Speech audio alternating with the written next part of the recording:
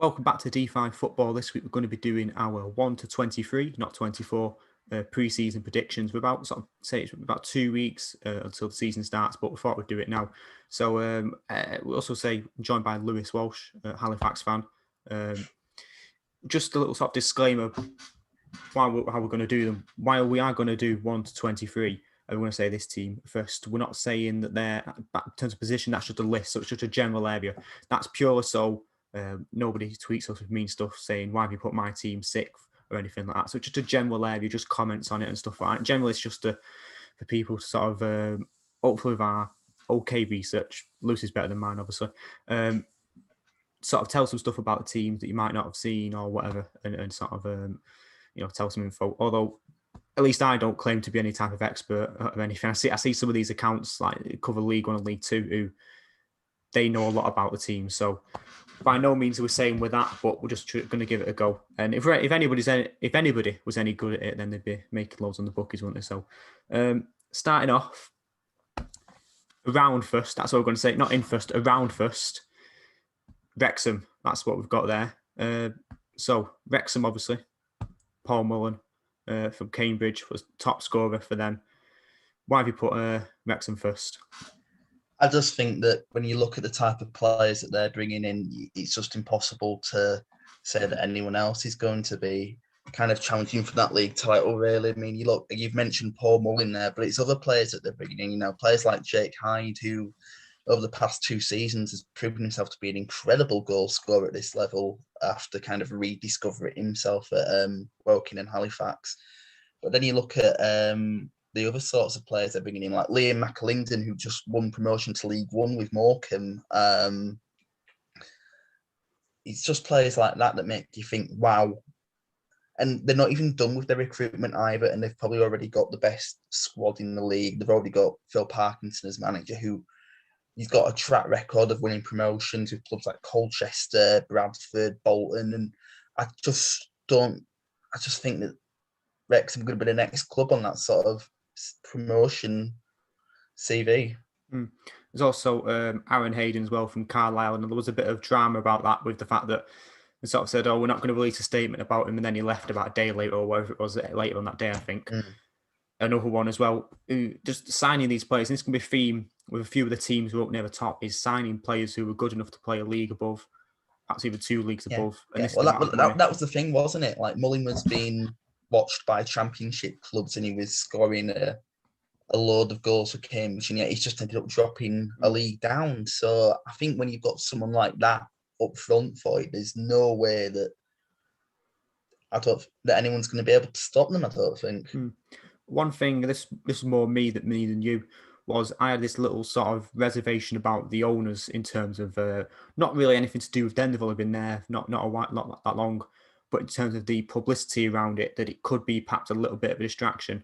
Perhaps somewhat similar sort of to Salford, I would say, in terms of they had the documentary and stuff, and perhaps that sort of unsettled them a bit in terms of the fact that they are, in terms of the media publicity, it's always like, the documentary Salford, class of 92, that this it could be, these got these famous owners and all that. How much that would play out, I don't know, because it's such a unique thing to have, especially at this level. I mean, you get famous owners, but that's usually famous owners for famous clubs. Famous being world famous, compared to. So you're looking at it. For me, it's just a little bit. Yeah.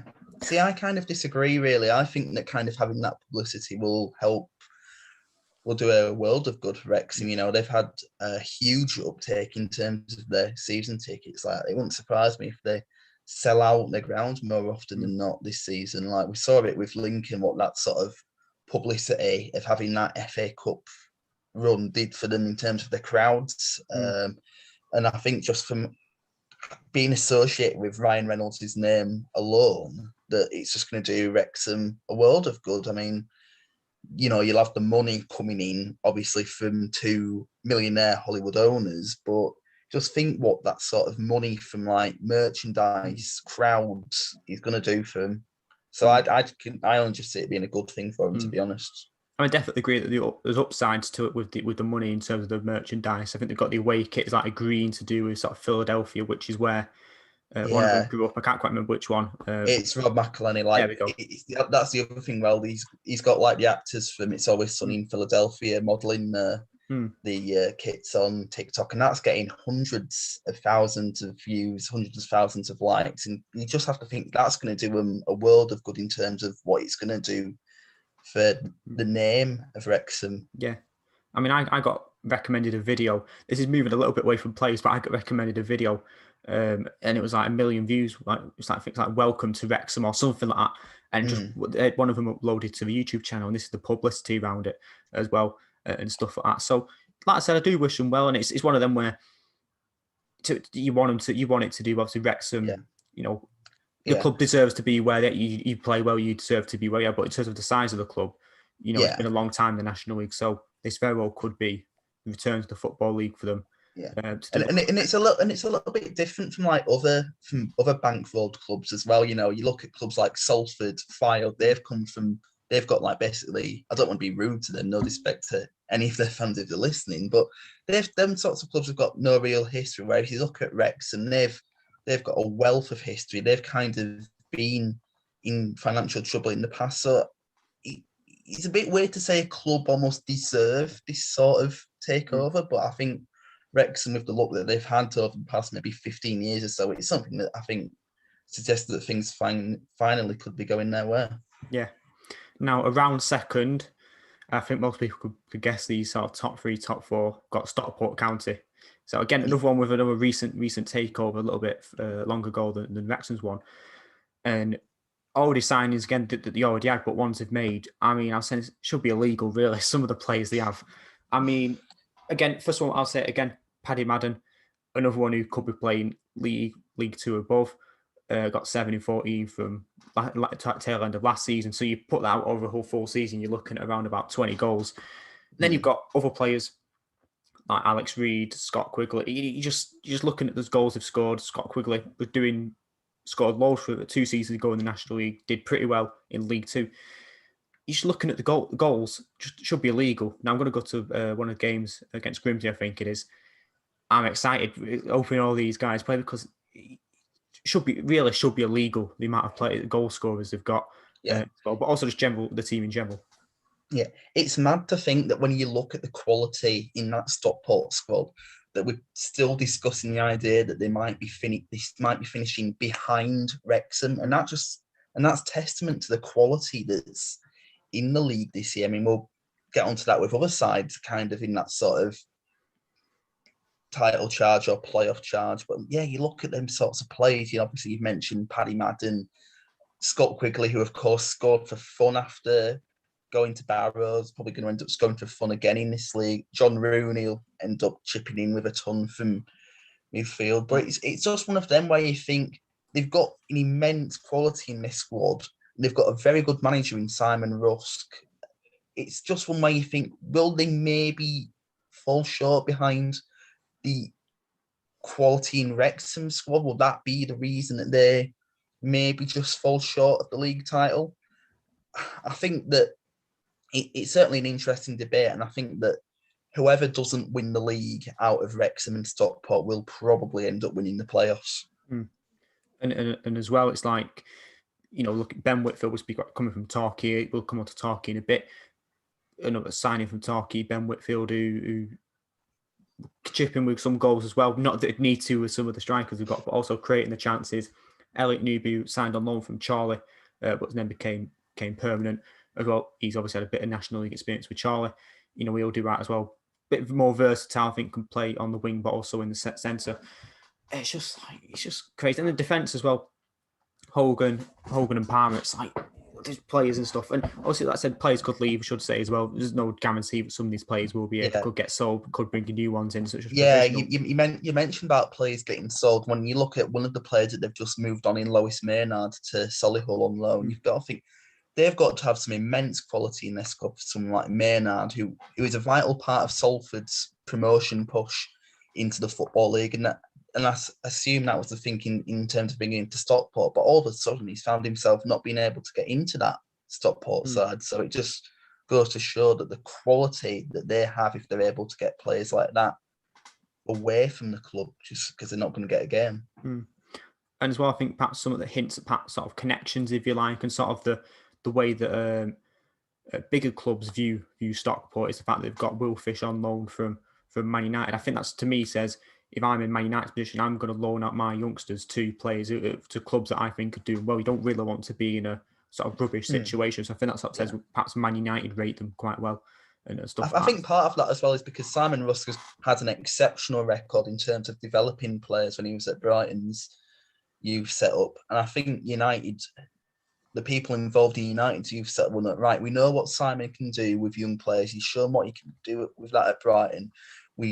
So we know that Will Fish is going to be in good hands if we send him there. So I think that's part of it as well. But I think, as you say, it is testament to how the bigger sides view the coaching setup at Stockport, if they're able to trust them with players like that. Around third, we've got Chesterfield. So again, another one where another one of the teams people would probably predict to be up there again, but it's very close to the top end. So Chesterfield, reasons for Chesterfield being up there. So again, they've got immense quality in that squad. They've got a player who was probably one of the best players, if not the best player in the league last season, in Jeff King. He having signed him from Halifax last night in terms of the day after recording this. They signed Kabongo Shamanga, who's obviously made his name in the league known for quite some time now. Then they've got Kwasi Sante, who's going to come back from injury. So if they're at a spot where they're going to be needing goals in that kind of around winter period, then he'll really add to it. And it's just, they've got that sort of incredible squad. They've spent well with the money that they've got. And it's just hard to look beyond them in terms of who's going to be pushing for that sort of top three place. Again, it's just a case of they've got immense quality, but will they just fall short behind the big spending sides in Wrexham and Stockport? I mean, that'll just have to remain to be seen. Yeah, there's an immense amount of quality. You mentioned obviously Jeff King, obviously ex-Halifax. Well, see if I was going to chuck that in. Obviously, you've seen him a lot, and yeah, again, it's another attack that should sort of be illegal. I mean, you perhaps wouldn't say it's as good as Stockport, but Shamanga, who some would say probably should have got a football league move and stuff like that. People are saying that should happen. You got like Shamanga, obviously proven, still young but proven over 2 or 3 seasons now. Then Danny Rowe, who's had his spell in the Football League, he did all right, scored some goals, but didn't do as good as he did in National League. He's proven over many, many years to score goals in the National League, brought in end of last season, obviously, and now would be a good full season, obviously, getting in with pre-season for them. Yeah, see, with Danny Rowe, the only thing is, like, he's the sort of player where he maybe won't do much in the build-up, but if you put it on a plate for him in the box, he will score goals. And I think that's maybe why it didn't work out for him in the Football League, because he would have been having to do more in the build-up. Whereas in the National League, he can get away with kind of just almost goal hanging in a way. And it's worked. He's scored for fun at Fylde. It'll work for him at Chesterfield as well. So yeah, as you say, it's another attack that will be absolutely immense, and I'm sure there'll certainly be a lot of goals for Spy Riders this season. Is there perhaps something there, Stephen Payne as well? Is that something perhaps that I know is obviously in terms of the levels, not as in terms of numbers? I think he had a good season a few years ago. Has been around sort of League One and League Two. Is he just another one? See, Stephen Payne's got a little bit of he's kind of got to save his reputation. I'm sure quite a lot of our listeners will be aware of what happened to him at the end of last season at Grimsby. So he's kind of coming with that sort of reputation of a bit of a hothead now. So he's kind of got to go to Chesterfield and do well. But in terms of his ability, he's clearly got it somewhere. So if he can kind of prove what he's done, then maybe he'll prove to be a good signing for them. As well, you mentioned Kwasi Asante, who I think he ruptured his ACL, was it, towards the end of last season, missed out there sort of playoff running. I think from what I've seen, and feel free to correct me if there's any sort of up-to-date information, but I think it should be back for January or February is what I've seen, the general sort of. But obviously with those types of injuries, you can come back a bit earlier, a bit later. It's hard to say. Obviously, it's quite a long-term thing. But, even then, if you're talking about a running, and we say that Chesterfield aren't going to get that last sort of 10% and be up there, getting obviously winning the league, having him come back towards the end would be good for the playoffs, because what generally happens is the team that wins the playoffs is the one that does well, has the good late running. Do you know what I mean? So Yeah, the exactly. inverse to last season. So if he gets himself fit by January, February, going into March and April, you're doing quite well there. So I think that sort of might be a little bit of a boost for them.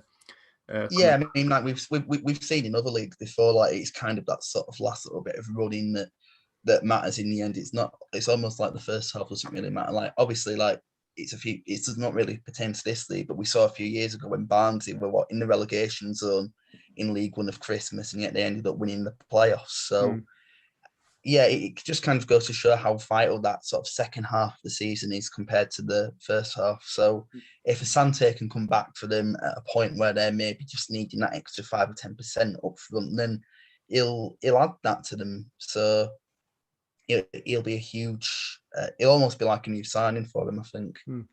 Around 4, we've got Notts County. So again, we'll talk about big clubs, another big club down here who you might say don't deserve to be down here, but football results have said they're down here at the moment. So again, with Notts County, you're looking at with them, with the amount of seasons they've been in the National League now, they're going to be, fans I think, going to be quite worried that they're going to sort of become what Wrexham are and being stuck in it, where you really want to get out, but it's really hard to get out, especially for some of the bigger clubs. It's really hard to come down and bounce back up. We'll mention that with Grimsby and Southend in a minute. In terms of players have lost, obviously one we had on the podcast as well, Enzio Baldwin has gone to Sutton. He was the one where fans were sad to see him go generally. Notts County, what do you think of them?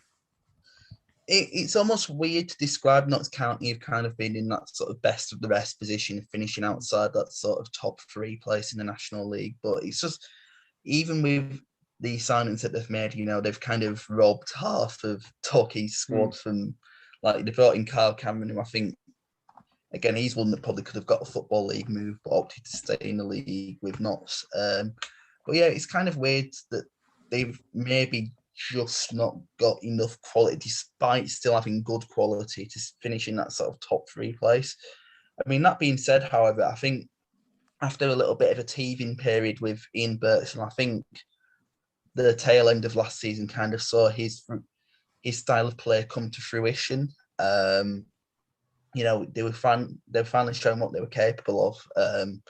And I just think that if they can continue that this season, then they should be on for a good showing.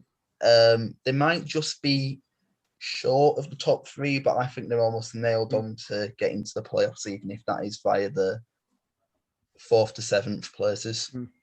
Another player they've got as well is Matty Palmer, who I rate from a spell he had a few years ago. I know he's had other clubs since then, and there's been mixed reviews about him. I think he's at Bradford and Swindon and some other clubs. There's a bit of a mixed review about it, which is fair enough. It doesn't always work, but in terms of from where he was a few years ago, it's sort of League One doing quite well. Stepped down 2 leagues, I think something where he could have a sort of reboot of his career.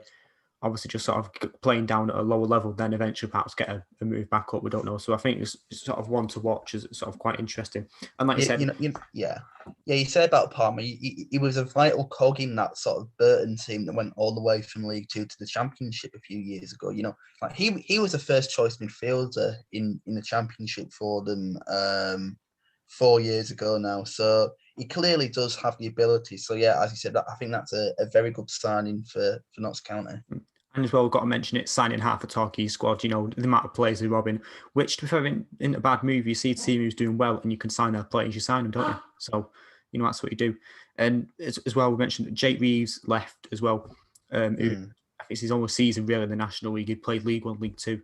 He's now left as well. And a lot of fans wanted him to stay, but it was one they wanted him to stay, but it seems fairly confident that they'll be able to get a replacement in, so they're quite happy with that.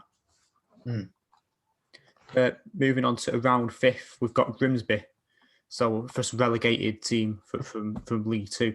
Now, I'm always a bit sceptical about sort of putting newly relegated teams in and up around there, because I'm a little bit sort of it's this sort of jumping into a sort of swimming baths. You bounce down and then eventually you come back up after a few seasons. That's the best way to describe it. You know what I mean? And it's like, I'm a little bit sort of, it's easy to sort of say they'll win the league, they'll win the playoffs or whatever. But fifth, I think perhaps is sort of the highest I would generally put a newly relegated team.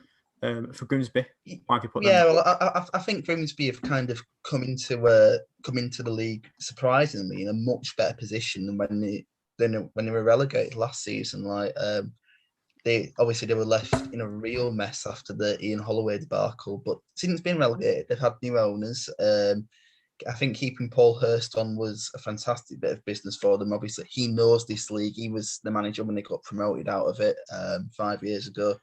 But they've also got a good squad as well. I mean, if you just look at some of the players, Sean Scannell, Luke Waterfall, getting Sean Pearson back was a fantastic bit of business for them. I think, he was a brilliant defender in this league for Wrexham, obviously the past couple of years, but he was there again for Grimsby when they were kind of pushing for promotion back then.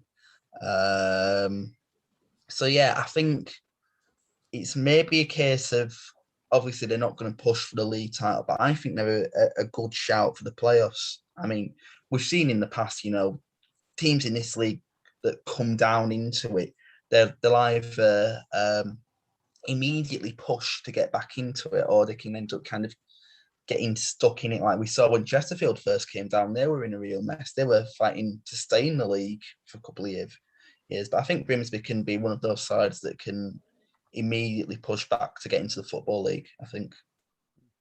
In round 6, we've got Bromley. So Bromley, they kind of had a strong showing last year. Obviously, Andy Woodburn coming into the club was a little bit controversial. I think there was a few disagreements of whether that was the right decision or not, but he came in, kind of strengthened them. And yeah, I think a lot of it will depend on whether Michael Cheek can kind of rediscover his goal scoring ability from last season. He was the top scorer, but all of a sudden he's got to compete with, the Paddy Maddens, the Paul Mullins of the world. So I think a lot, as long as he doesn't get kind of, he doesn't drown in the deep end of all these quality strikers coming into the league again, I think he can rediscover his ability, and I think that'll be just what drags Bromley into the playoffs in the end. That's the key thing, because he just, over the past 5 or 6 years at least, bangs in a good amount of goals every season as well. Always gets a goal against Halifax, and that really riles me up. Yeah, and to round out around the playoffs, we've got Eastleigh around 7th.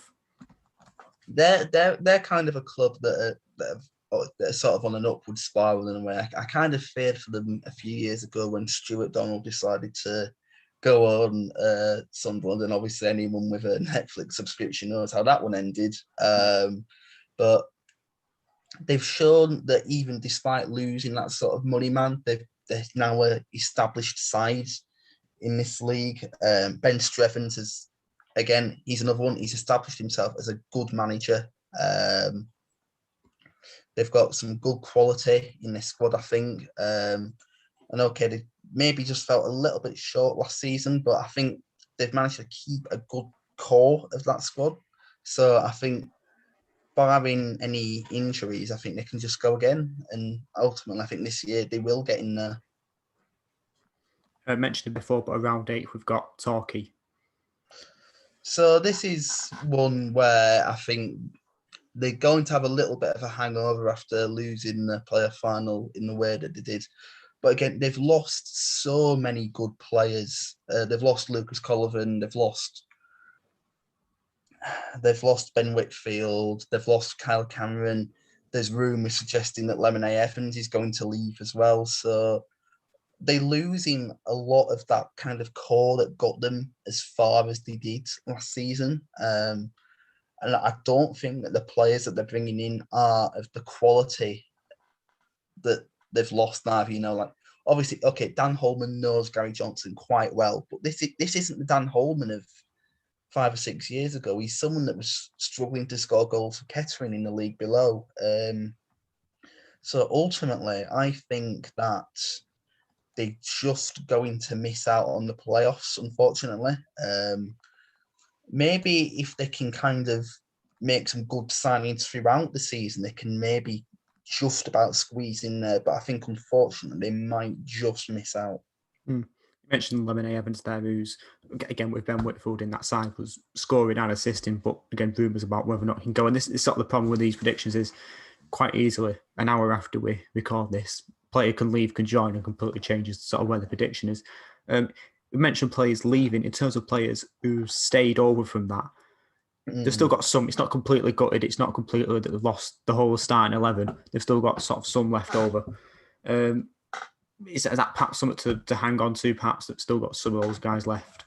Yeah, I think it's kind of important that you keep some of those players that were part of it, like players like Asa Hall, Danny Wright are going to be part of that kind of squad that keeps them in contention. And Danny Wright in particular was a vital cog in Torquay's system last season. Like when he was out of injury, they just looked like a completely different side, and not for a good reason either. So I think keeping someone like that's going to be huge for them. But the question is, will it be enough for them? And unfortunately, I think the answer to that is no. Yeah. Around 9th, we've got Dagenham and Redbridge. So they were kind of an example of the point we made earlier about a big second half of the season being what can be the difference in the end. Around Christmas last season, if somebody would have said, "Oh, Dagenham will be in contention for the playoffs come April and May," they'd have laughed at you. But they've just, credit to everyone there, they kind of just changed everything, and it worked for them. You look at how they were. Halifax played them on the first day of that season, and they just did not look like a side that were going to be anywhere near the playoffs at all. Did Dagenham, but something changed for them in the second half, and they got close. I think this year they'll learn from where they just fell short, and I think ultimately they'll fall short again, but I think they'll just keep themselves in contention throughout the season, as opposed to just being a second half thing. Yeah, I remember they had quite a good run towards the end of last season, just sort of, getting in there a little bit.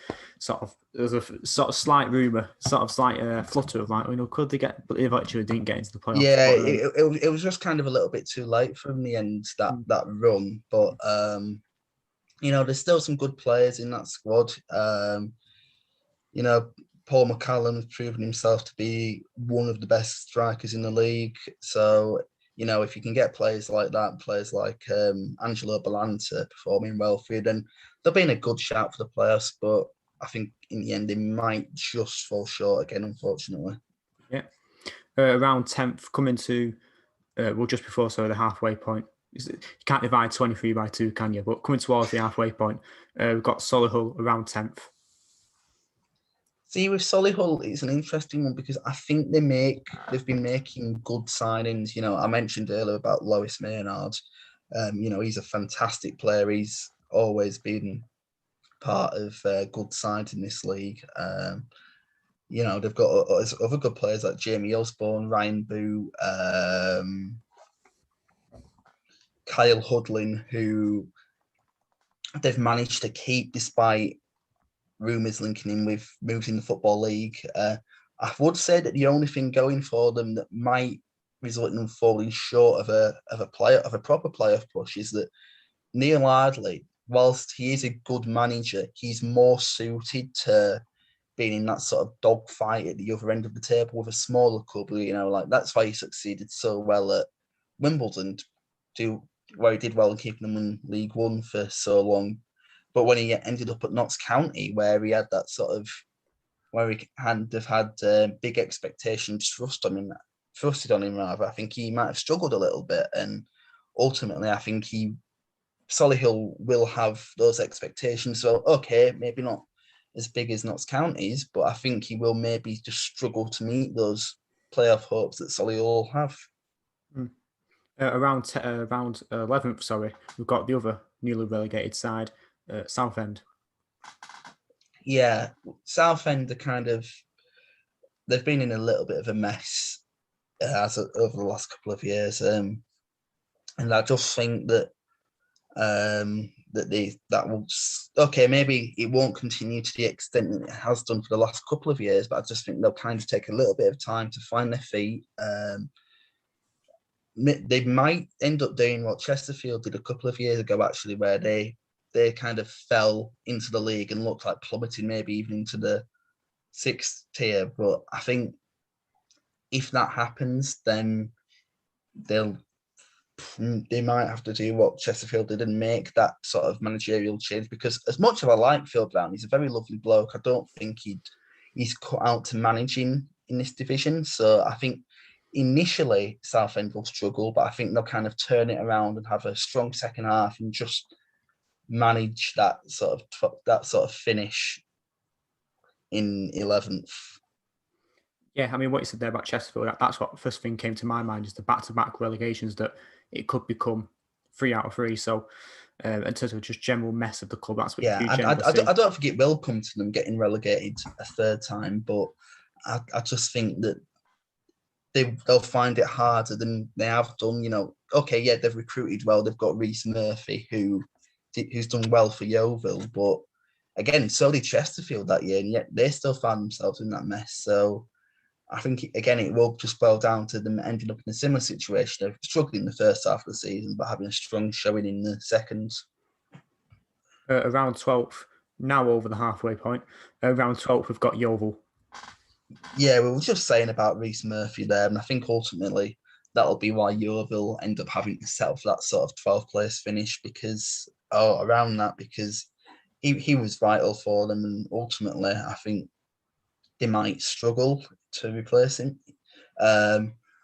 They've got, I think one of the good things that'll go for them is that Josh Staunton's come back from injury. And he showed both for Halifax and kind of in the early stage of the season for Yeovil before his injury that he's an incredible player. So I think if he can get back to his best, then Yeovil will just about manage that sort of finish around 12th. I mean, Darren Sarll's a very good manager as well, so it might not happen for them this year, but I think they can kind of establish a good base this season and maybe kind of be thinking about the playoffs next season, I think. And Courtney Duffus as well, who didn't leave in the summer but left in the January for Bromley. Again, he was there with Murphy scoring goals as well. Another one where he just lost some of those goals. I think he had a good first season in the National League. Then the second season was a little bit more sort of shaky as well. So yeah, you know what I mean. But again, even still, you might sort of put him there to sort of score some, but but we'll have to see. Around 13th, we've got Barnett. So Barnett, last season, they looked like they were going to be in a very, very bad mess. It was kind of the curtailment of the Conference North and South that what saved them in the end, because they looked really, really bad. But I don't know if something's just clicked for them this kind of pre-season, where they've realised, okay, we know what we need to do now. We know that we're in a mess and we know how to put it right, because quite frankly, some of their recruitment has been really good. And we just get this squad now because, yeah, I mean, if you look at the players that they've got, keeping Harry Taylor on was a good bit of business. Seret Tazdemir on loan from Peterborough United is a fantastic signing. I've been a big advocate of his for a couple of years now. I suppose the only thing going for them as well in terms of whether they do kind of manage that improvement on last season is how well Harry Kewell does. I mean, he's kind of in his last chance saloon as a manager now. If he doesn't do well at Barnet, then that's probably him done as a manager. So it's a question of, will he thrive under that sort of pressure that's on him, or will he crumble? And ultimately, I think he'll just about manage, and that'll be why Barnet sort of get that mid-table finish this year. Let's pull up the next one. Around 14th, we've got Altrincham. Yeah, see, Altrincham, again, they've recruited well. AJ Leach-Smith is a player that I quite like, and I think he'll do well for them. they've got a very good manager in the other Phil Parkinson in this league. I saw how he started to play when Halifax played his Nantwich team in the FA Trophy 5 years ago, and I was quite impressed by what they had to offer. And again, both times Halifax played, and last season, Altrincham that is, they just looked a tough nut to crack. And again, if you look at the sort of players that they've already got, like Matty Costello, who he's probably one of the better players in this league when he's on form, then I think that'll just be what gets them to that mid-table finish. As well, the loss of Alistair Smith as well, who came in on loan last season, then made it permanent, but he's gone to Sutton. He was quite highly rated as a youngster. I think he's on like 21 or whatever. Another one we've had on the podcast. Keep plugging all those, you know what I mean? You should have invited me onto that one. I had him on Football Manager once, and he was incredible. Yeah.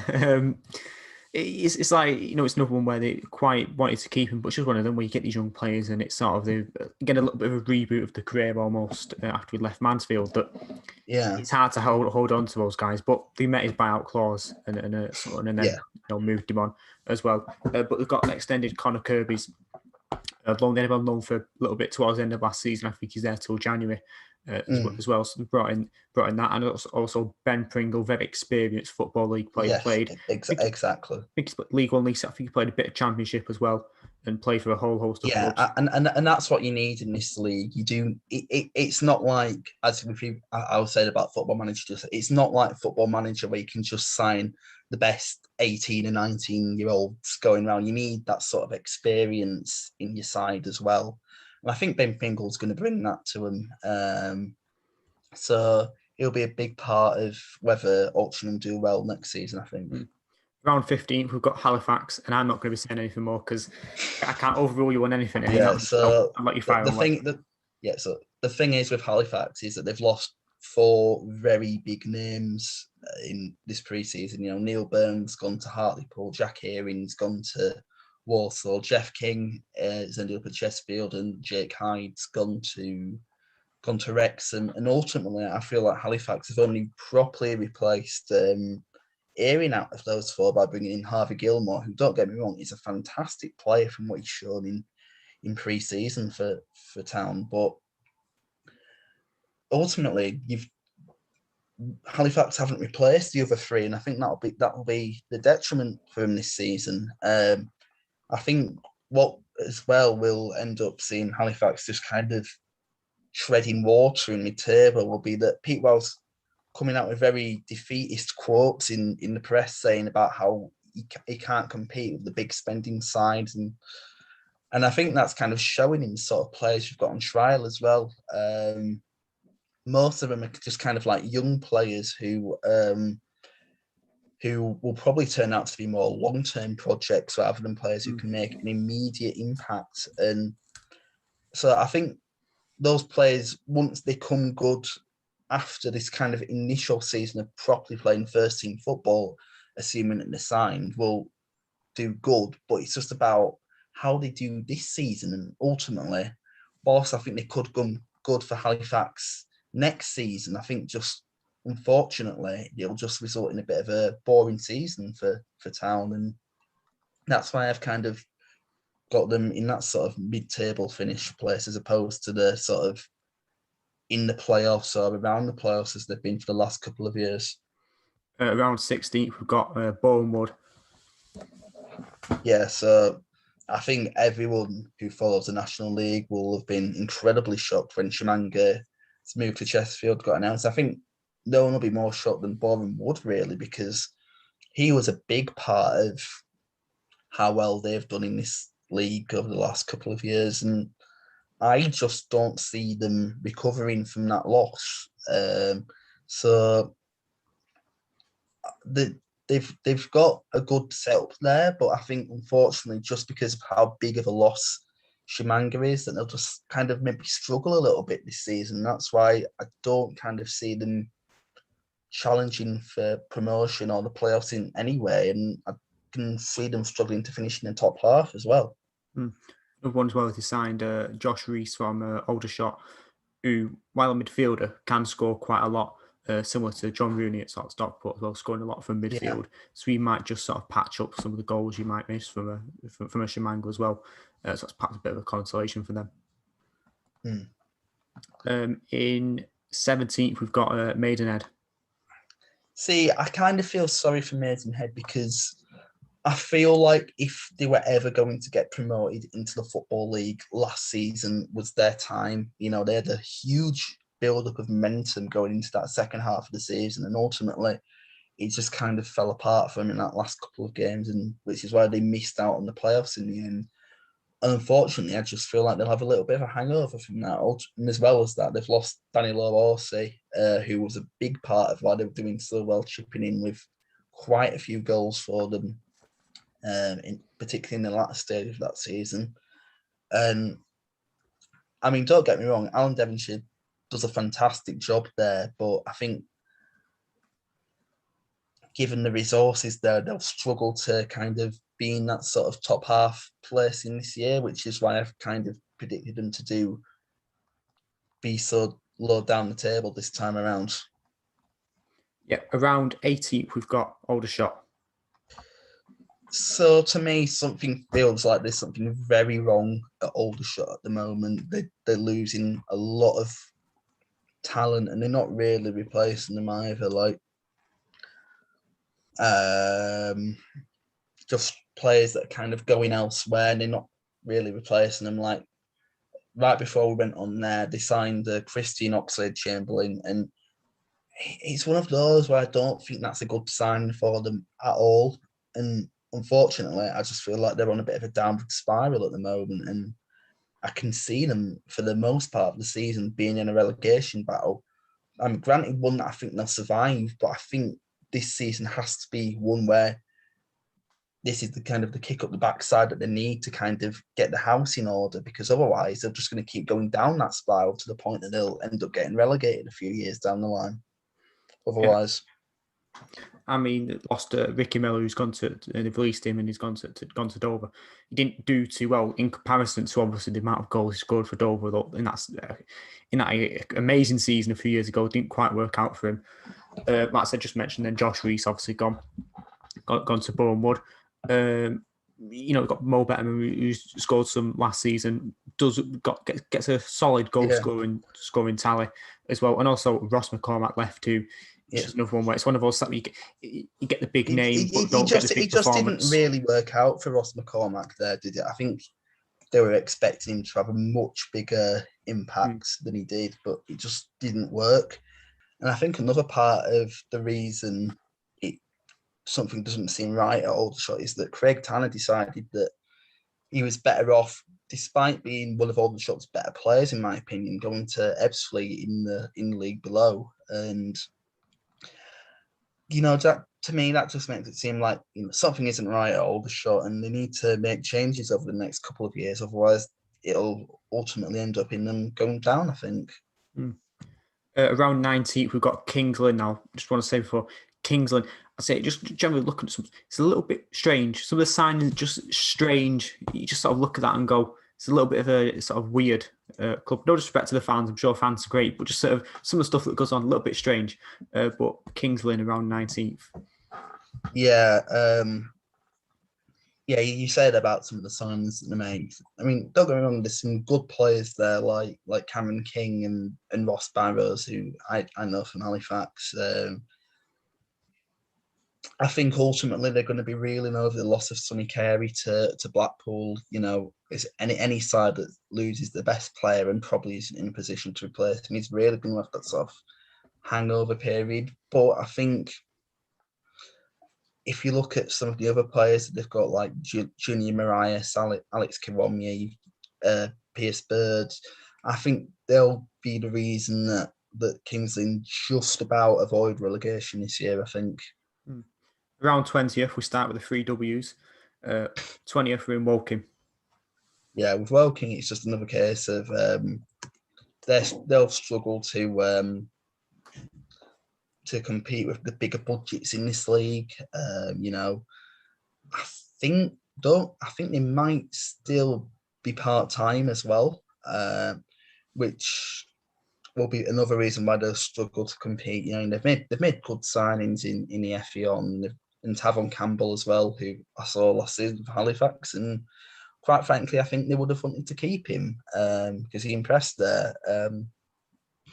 But yeah, I think Woking will just about stay up, but it'll probably be off the sides below them struggling as opposed to any genuine merit, I think.